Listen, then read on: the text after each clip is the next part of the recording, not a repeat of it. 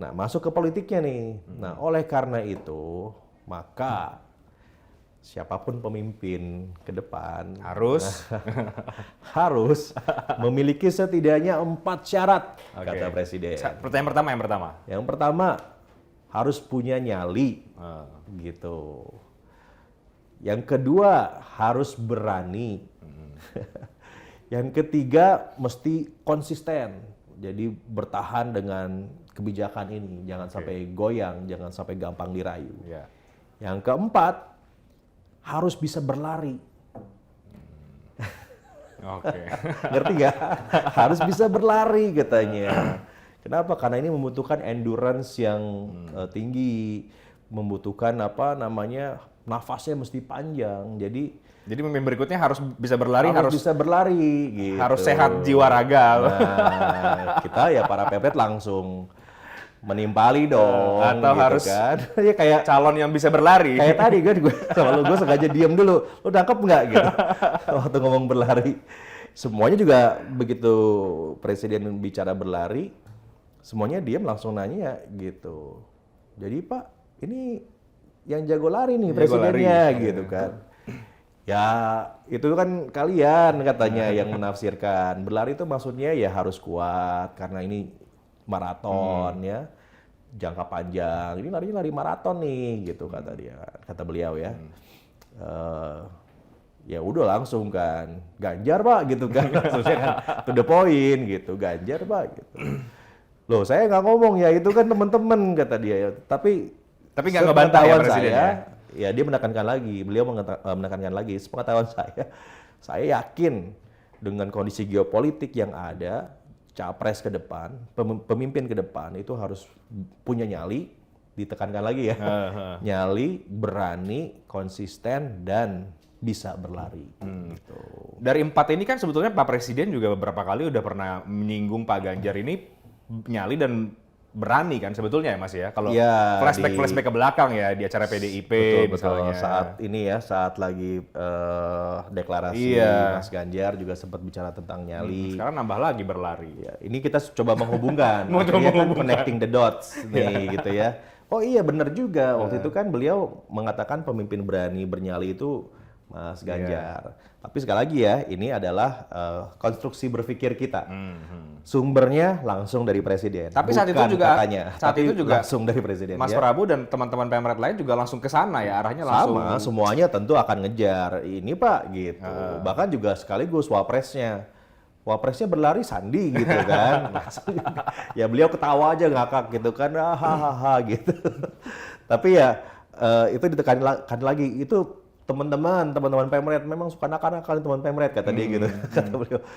Hanya salah nggak kalau saya bilang pemimpin tuh harus berani, bernyali, konsisten, dan satu lagi apa? Berlari. Bisa berlari karena memang panjang gitu. Mas Prabu katanya, Mbak Uni, beberapa Pemret yang di situ ya. Nggak mungkin nih hanya 5 tahun, 10 tahun, ini harus panjang. Udah, ya ini satu konteks, silahkan jadi satu berita.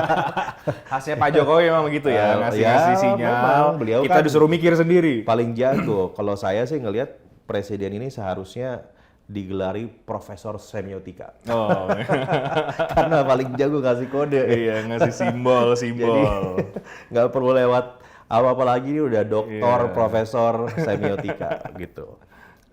Udah, kita ngobrol lagi panjang. Lanjut lagi ya habis itu? Lanjut, belum selesai. Ya sempat tanya tentang Mas Gibran, sempat tanya tentang Mas Kaisang, tapi beliau mengatakan Ngerestuin nggak? enggak, beliau berkali-kali mengatakan, saya juga sempat bilang di podcast yang pertama kita waktu itu kan, jangan dipaksa-paksa, katanya gitu, jangan dipaksa-paksa. Kalau memang mau tanya, tanyakan sama anaknya langsung, udah pada gede-gede gitu kan. Jadi udahlah, jangan dipaksa-paksa gitu ya.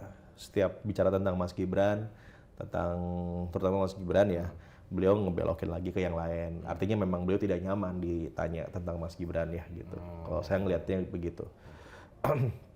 Tapi ya saya memahami, pasti kan akan kikuk juga. Saat itu kan beliau bukan saja hanya sebagai kepala negara atau presiden, Bapak, tapi juga sebagai bapak.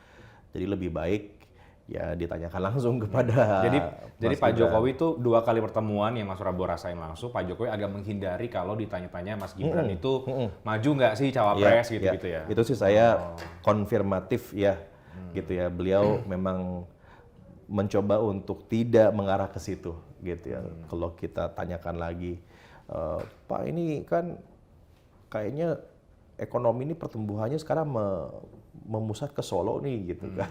Semua event ada di Solo gitu. Beliau tuh, iya ya memang Mas Gibran lebih bagus daripada saya bahkan gitu. Apalagi kan kemarin ada lagi yang datang ke Solo kan, Pak Prabowo juga datang Iya, ke Solo. Pasti iya, kan ya memang lebih jadi bagus pertanyaan anaknya gitu. Tapi ya sekali lagi beliau bilang jangan dihubung-hubungkan ke situ. Katanya. Nah, udah kita ngobrol, bicara-bicara lagi, ya tentang ekonomi lagi ada, kemudian juga tentang ada beberapa apa namanya cerita-cerita off the record ya yang mungkin nggak bisa saya sebutkan. Tentang banyak hal lah ya yang selama ini jadi pertanyaan publik dan kemudian saya juga oh gitu ceritanya atau nggak gitu. Nah, nggak lama. spill dikit apa Mas, kira-kira apa? Ya rencana Indonesia ke depan lah ya Oh. rencana Indonesia ke depan masalah saham masalah macam-macam gitu ya Politik. dan memang sensitif. Saya memahami bahwa itu tidak boleh disebutkan karena bisa mengganggu rencana yang memang sedang dijalankan gitu. Nggak apa-apa lah itu menjadi apa namanya latar belakang ya yang saya pahami nanti saya ceritain sama teman-teman off the record ya supaya teman-teman wartawan juga punya konstruksi dalam membuat berita gitu yang lengkap. Terus break.